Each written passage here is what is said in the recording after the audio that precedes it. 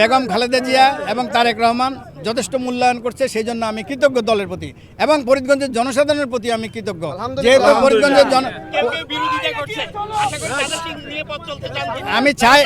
আমি চাই ঐক্যবদ্ধভাবে সবাই কাজ করুক।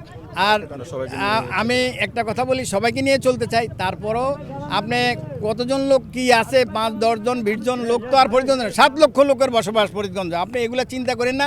আর আমার মনোবল অনেক বড়, আমি ফরিদগঞ্জের লোকের বাসী, আমি কোনো দেশ থেকে রোহিঙ্গা হয়ে আসি না, এখানে ফরিদগঞ্জের মাটিতে আমার জন্ম।